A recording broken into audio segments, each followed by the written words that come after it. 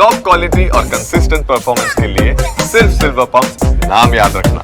મંથન ખાડીપુરના કાયમી ઉકેલ માટે મંથન કરવામાં આવ્યું તેવું મુકેશ દલાલનું કહેવું છે। પ્રોજેક્ટ મેનેજમેન્ટ કન્સલ્ટન્ટની નિમણૂક માટે સૂચન આપ્યું છે। એક્સપર્ટ કમિટીની રચના કરવામાં આવશે। તો ડાઇન મિલના કેમિકલયુક્ત પાણીનો મુદ્દો પણ ઉઠ્યો છે। મોટાભાગના વિસ્તારોમાં કેમિકલયુક્ત પાણી આવી રહ્યું છે। કેમિકલયુક્ત પાણી મુદ્દે મનપાએ જીપીસીબીને ટકોર કરી છે।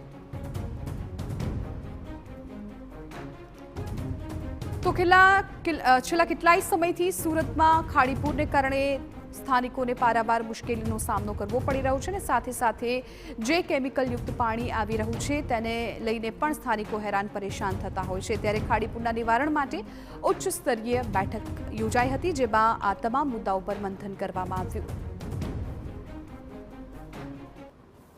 સુરત શહેરની અંદર જે રીતે ખાડીપુરની સ્થિતિ સર્જાતી હોય છે તેને લઈને જે બેઠકનું આયોજન કરવામાં આવ્યું હતું, જે રીતે સાંસદ પણ જે રીતે જોડાયા હતા તેમની સાથે વાત કરશું। મુકેશભાઈ સાહેબ, બેઠકનું આયોજન હતું, કઈ રીતની ચર્ચા, મહત્વના મુદ્દા કયા?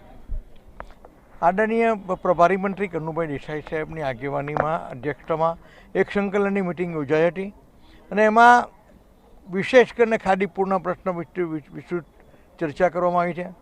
બધા જ સભ્યો, ખાસ કરીને ધારાસભ્યો શ્રીમતી સંગીતાબેન, શ્રી મનુભાઈ, તે એ લોકોએ ખૂબ ઇફેક્ટિવ રજૂઆત કરી છે અને આદરણીય કનુભાઈ દેસાઈ સાહેબે પણ કહ્યું છે કે ભાઈ આપણે બે દિશામાં કામ કરીએ, એક તો શોર્ટ ટર્મ સોલ્યુશન અને બીજા લોંગ ટર્મ સોલ્યુશન, તે પ્રકારના એક આપણે ઉકેલી દિશામાં કામ કરીએ।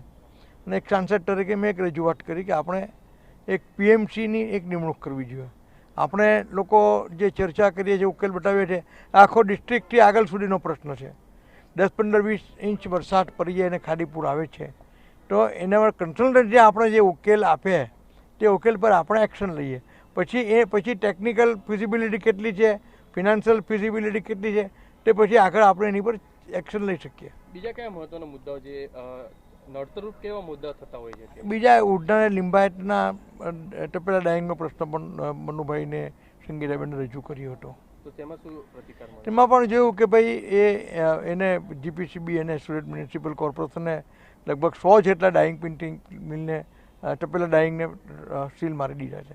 તો બીજી કોઈ કાર્યવાહી થશે ડાઇંગ મિલો સામે કોઈ? કારણ કે ગંભીર બાબત જે છે એ કહી શકાય છે, કારણ કે ચામડીના રોગની સ્થિતિ પણ ક્યાંક ને ક્યાંક સર્જાતી હોય છે।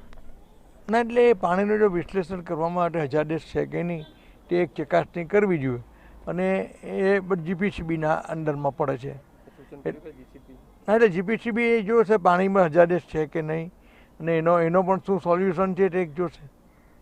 જે રીતે આ સાંસદ હતા જેમના દ્વારા અનેક જે સૂચનો છે તે કરવામાં આવી છે અને ખાસ કરીને સુરત શહેરની અંદર જે ડાઇંગ મિલો જે ચાલી રહી છે, કલર ડાઇંગ મિલો જે ચાલી રહી છે, તેના કારણે કલર પાણી છે તે અલગ અલગ વિસ્તારોની અંદર જે નીકળી રહ્યા છે અને તેના કારણે અનેક મુશ્કેલીનો જે સામનો કરવો પડે છે તેને લઈને આ સંકલન બેઠકની અંદર પણ રજૂઆત કરવામાં આવી છે અને જીપીસીબીના અધિકારી અને મહાનગરપાલિકાના અધિકારીઓને ટકોર પણ કરવામાં આવી છે। કેમેરામેન સંજય ચંડલ સાથે બલદેવ સુથાર, TV9 સુરત। સમાચાર ભાવનગરથી મળી રહ્યા છે। ખાતરની